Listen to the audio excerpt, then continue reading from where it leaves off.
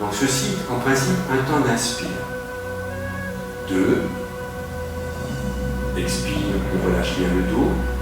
3, tout le poids du corps est du côté gauche et sans bouger, on amène le talon droit. 4, progressivement, on amène le poids du corps sur la jambe droite et la jambe gauche vient avec une largeur d'épaule ou de bassin. 5, les coudes s'ouvrent.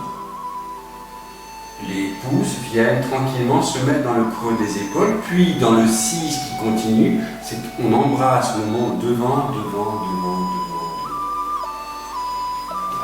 Et enfin 7, on revient au numéro 4, on abaisse le bas du dos, les coudes sont totalement fléchis et les mains sont tranquilles, simplement vous tenez un ballon.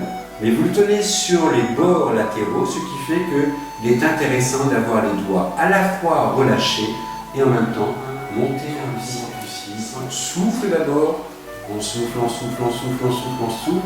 Inspiration, laissez monter tranquillement les poignets devant vous, les coudes sont relâchés, pas plus haut que les épaules.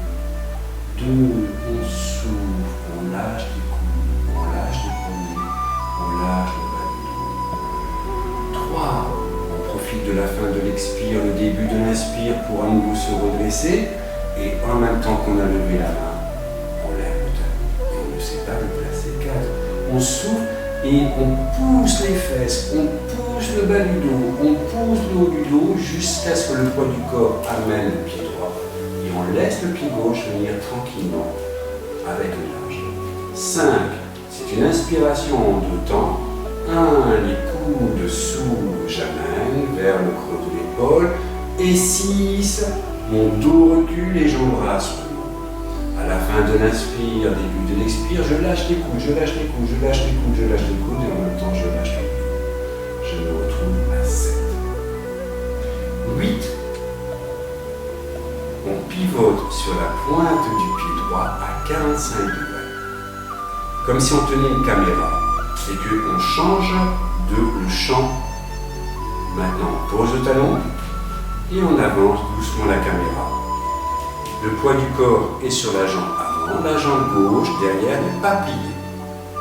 Enfin, simple fouet, 9, 10, le côté droit ne bouge pas.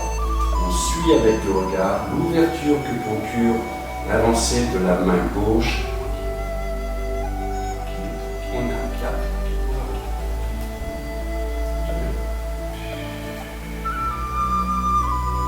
3, je lève le poignet, je lève la cheville.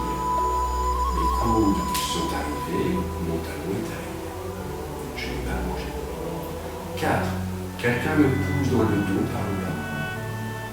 Mon pied est arrivé, parce que mon pied est arrivé. Je profite pour m'équilibrer et poser l'autre pied avec une largeur d'épaule de bassin. J'ai bien le poids du corps sur les bords externes. 5, l'air rentre, l'air rentre, l'air rentre, l'air rentre, l'air rentre. 6, l'air continue à me grandir, me grandir, me grandir, me grandir. 7, les coudes se baissent. 8, je pivote à 45 degrés du côté droit. 8, je ne sais plus du tout où j'en suis. Je pose 9, je pose le talon et j'amène le poids du corps.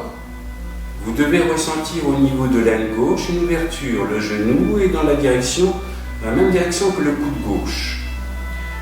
Enfin, 10. Rien ne bouge à droite. Rien. Ni le poignet, ni le coude, ni l'épaule, ni la hanche, ni le genou, ni la cheville. Par contre, je vais ouvrir tout le côté gauche. Mon bras s'ouvre, ma main s'éloigne, mon regard suit. 11. J'abaisse simplement l'avant-bras et je dirige la paume de ma main droite vers mon nombril. Enfin, 12. Je vais tranquillement tourner le bassin, ramener le talon de la main droite et ramener le talon du pied droit. 13. Je tourne le bassin et j'échange les mains.